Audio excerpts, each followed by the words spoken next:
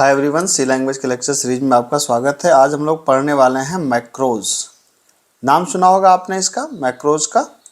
ये थोड़ा सा अलग टॉपिक है और कंपैरेटिव कम पढ़ाया जाता है, तो इसको ध्यान से देखिएगा। कभी कभी इंटरव्यू के लिए काफ़ी इंपॉर्टेंट क्वेश्चन है, या कभी कभी शॉर्ट आंसर में भी इसका क्वेश्चन एग्जाम में पूछे जाते हैं।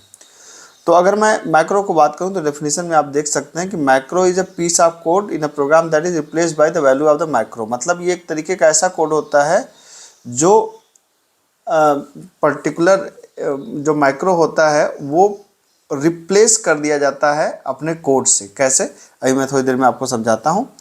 मैक्रो को डिफाइन करने के लिए आप हैश डिफाइन कीवर्ड का इस्तेमाल करते हैं, और कंपाइलर जो मैंने बताया आपको, कंपाइलर क्या करता है, रिप्लेस करता है नेम को उसके पर्टिकुलर डेफिनेशन से रिप्लेस कर देता है।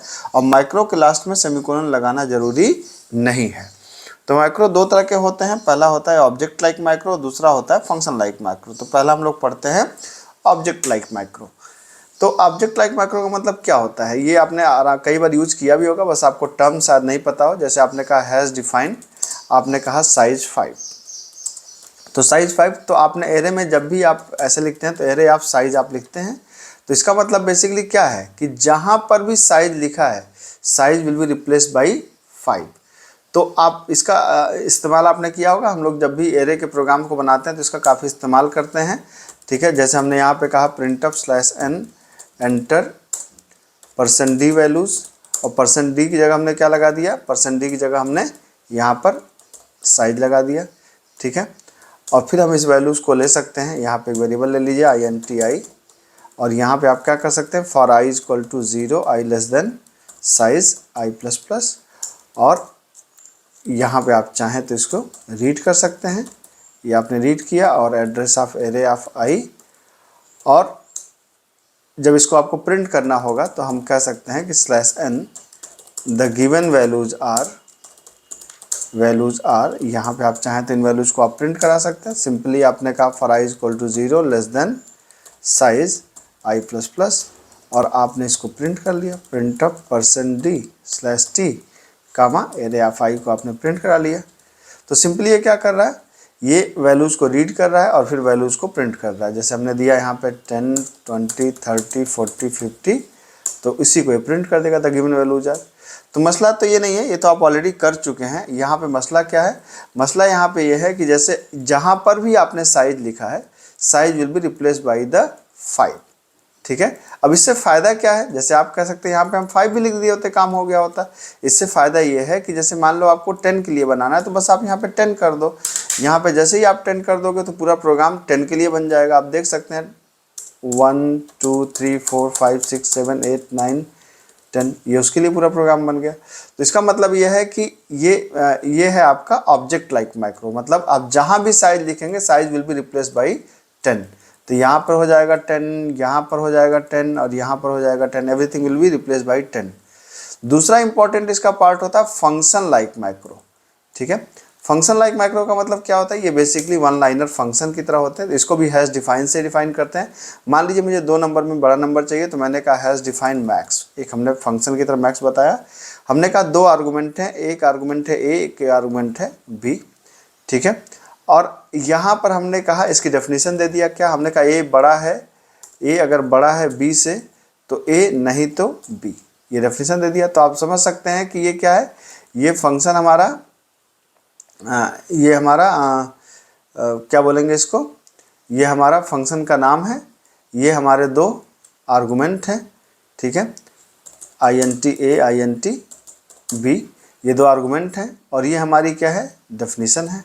तो अब इसमें होगा क्या कि जैसे मान लो कि आपने कहा कि INT A B, आपने यहाँ पे 2 वेरिएबल लिया, और आपने यहाँ पे यूजर से कहा कि भाई एंटर 2 नंबर्स, एंटर 2 नंबर्स। ये देखिए आपने दिया, और यहाँ पर आपने कहा स्कैनफ %d कामा पहली वैल्यू आपने लिया और दूसरी वैल्यू आपने लिया, और यहाँ पर आपने कहा printf/n largest is equal to %d comma max of a comma b। ठीक है, इसको एक बार रन करा के ज़रा देखते हैं। यहाँ पर max was not declared in this scope, एक मिनट, यहाँ पर शायद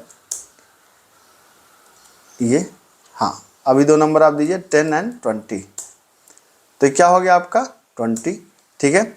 अभी आप इसको देखिए, आपने कहा 90 और 8, तो बड़ा नंबर कौन सा 90। अब हुआ क्या यहाँ पे देखिए, मैक्स फंक्शन के अंदर ये बेसिकली जहाँ पर भी आपने लिखा है मैक्स, ठीक है, तो मैक्स फंक्शन के अंदर आपने ए और बी आर्गूमेंट दिया है, तो ए और बी हमारे क्या है आर्गूमेंट्स हैं, ठीक है।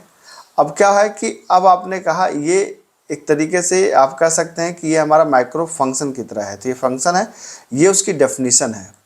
तो जहाँ पर भी आप इस फंक्शन को कॉल करेंगे, जैसे आपने मैक्स ए बी को जहाँ पर भी कॉल किया, तो ये रिप्लेस हो जाएगा किससे, ये रिप्लेस हो जाएगा अपनी डेफिनेशन से। मतलब आप ऐसे समझिए कि यहाँ पे लिखा हुआ है कि अगर ए बड़ा है बी से तो ए नहीं तो बी, तो मतलब इसलिए इसको कई बार बोलते हैं सब्स्टिट्यूशन वेरिएबल। सब्स्टिट्यूशन वेरिएबल का मतलब कि यहाँ पर इस जगह पर जहाँ पे आपने मैक्स ए कामा बी लिखा है, ये अपनी डेफिनेशन से क्या हो जाएगा, रिप्लेस कर दिया जाएगा, ठीक है।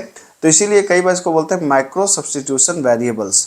तो ये फंक्शन लाइक माइक्रो हमेशा जनरली वन लाइनर में ही लिखे जाते हैं, तो वन लाइनर फंक्शंस होते हैं, और आप आर्गुमेंट देते समय इसकी डेटा टाइप नहीं देते हैं, सिंपल आपने ऐसे दिया, 2 वेरिएबल आपने बता दिया कि आर्गुमेंट होंगे और सामने उसकी डेफिनेशन लिख दी जाती है। और जहाँ पर भी उसको आप कॉल करेंगे तो जनरली क्या होता है कि फंक्शन जब कॉल होता है तो जाता है अपनी डेफिनेशन के पास। यहाँ माइक्रो क्या करता है कि डेफिनेशन को ही यहाँ बुला के अपनी कॉलिंग से रिप्लेस कर देता है, तो ये पूरी डेफिनेशन उठ करके इस जगह पे चली आएगी, ठीक है। बात आप शायद समझ रहे होंगे। मैं कह रहा हूँ कि जहाँ पर भी, जैसे मान लीजिए कि आपने लिखा है कि हैज़ डिफाइन, आपने लिखा है ना हैज़ डिफाइन मैक्स, और मैक्स के अंदर आपने दिया ए कामा बी, और कहा है आपने कि अगर ए बड़ा है बी से तो ए नहीं तो बी।